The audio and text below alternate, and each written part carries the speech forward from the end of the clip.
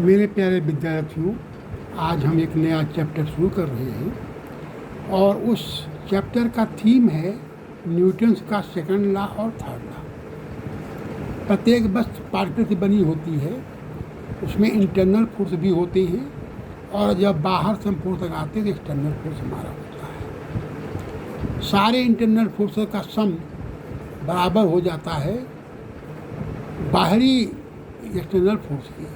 तो अगर हम जब फोर्स की बात करते हैं तो उसमें हमारा जितने भी उसके अंदर पार्टिकल्स होते हैं उन सब का सम अप होता है, अर्थात यह जो एक्सटर्नल है वो dp/dt होता है। तो यह जो है force external plus force internal बराबर होता है। अगर फोर्स इंटरनल 0 है तो हमारा यह एक्सटर्नल dp/dt होगा और तो हमारा न्यूटन का थर्ड लॉ लागू होगा। अगर यह एक्सटर्नल हमारा 0 है तो इसका मतलब सेकंड लॉ हमारा लागू होगा न्यूटन का, क्योंकि हमारा p कांस्टेंट हो जाता है। तो इस प्रकार से आप देखेंगे कि यह एक्सटर्नल और यह इंटरनल, इससे आप समझ सकते हैं if the resultant external force and system of a particle is 0, its total momentum remains conserved, called law of conservation of energy, conservation of momentum. Center of mass of a system of particles F is equal to m into a into cm. A cm acceleration of the center of the mass है। Note if external 0 है the velocity of centre of the mass will be constant.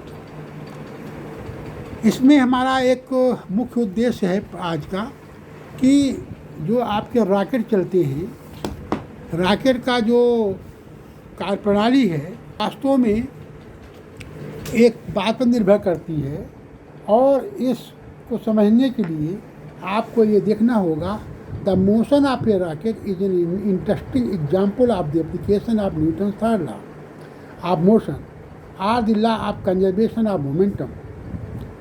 Hot gases produced by burning or the fuel are ejected out with the high speed, and reaction in this gives the thrust to the rocket.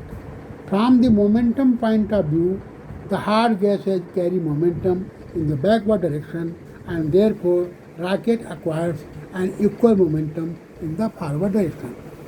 इस case में क्या होगा कि हमारा जो velocity होगी rocket की वो आपकी बढ़ जाए, क्योंकि रॉकेट में डेल्टा एम हमारा चेंज होगा तो m minus delta m v, delta m बराबर बी माइनस यू के, और ये हमारा m minus delta m b plus delta b से हो जाएगा।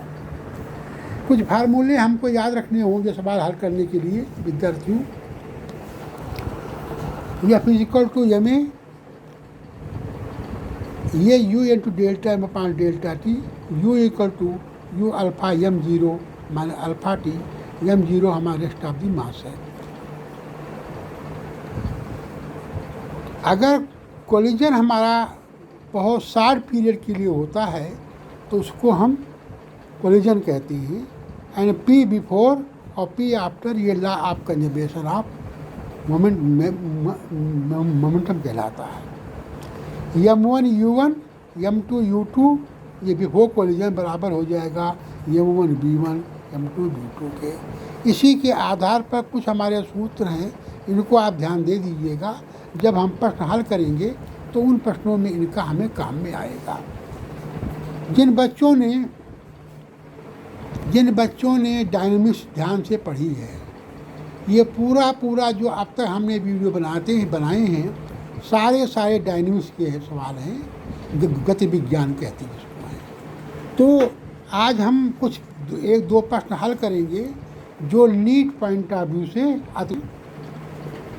पहला प्रश्न है, a bomb of mass 10 kg initially at rest explodes into 2 pieces of masses 4 kg and 6 kg if the speed of the 4 kg pieces 12 meter per second, find the kinetic energy of the 6 pieces.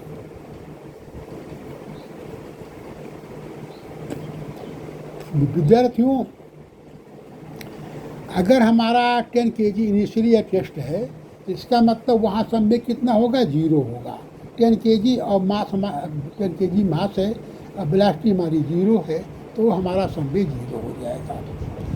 और अगर 6 kg टुकड़े की 4v है और संवेग संरक्षण सिद्धांतानुसार 6v plus 4 into 12 बराबर हो जाए 0 के। इसको हमने सिंपल भाषा में कर लिया है, 6 इंटू बी बराबर 4 इंटू 2 के 12 के, बी बराबर 8 मीटर पर सेकंड की हो जाएगा। अगर हम पहले वाले से लगाते नियम से हैं तो वहाँ बी निगेटिव आएगा। बी निगेटिव का अर्थ ये होगा कि हमारा जो है आपका Newton third law of motion है उसके अनुसार बी हमारा निगेटिव आ रहा है, उसकी पार्टी वैल्यू ली जाएगी। गति ऊर्जा निकालने के लिए 1/2 mv² में आप वी की वैल्यू पुट कर देंगे तो वह हो जाएगा 192 जूल के बराबर हो जाएगा।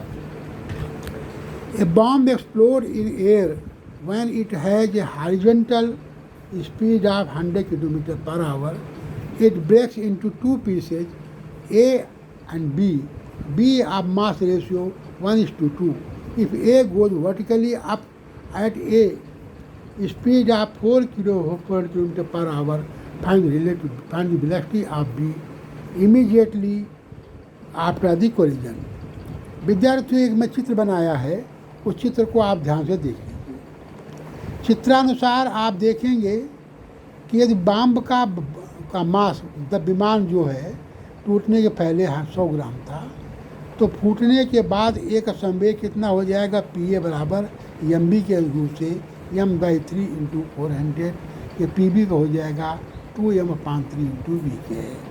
चित्रानुसार आप देखेंगे संवेग संरक्षण सिद्धांत के क्षैतिज तथा ऊर्ध्व भाग फटने से पहले तथा बाद में स्थिर रहेंगे, अर्थात पी बी cos थीटा बराबर हो जाएगा पी के और पी बी साइन थीटा बराबर हो जाएगी पी ए के। इसको हल करके tan थीटा का मान निकाल लेंगे, थीटा की वैल्यू आ जाएगी tan² 4/3 के। अब हमारा पुनः जो पी बी के मान निकालना है उसके लिए √p² + pa² होगा। इसमें वैल्यू पुट करेंगे और हल करेंगे तो आप देखेंगे इसकी वैल्यू आ जाती है v = 250 km/h के। ये इसका आंसर हो जाएगा। विद्यार्थियों, हमने बहुत शॉर्ट में समझाया है, लेकिन इन प्रश्नों को अगर आप ध्यान से करेंगे बहुत सिंपल हैं और आपकी समस्या जल्दी सॉल्व हो जाएगी। ऐसे प्रश्न अक्सर इम्तहान में आते हैं। इस प्रकार के प्रश्नों को आप हल करते रहिए विद्यार्थियों। धन्यवाद।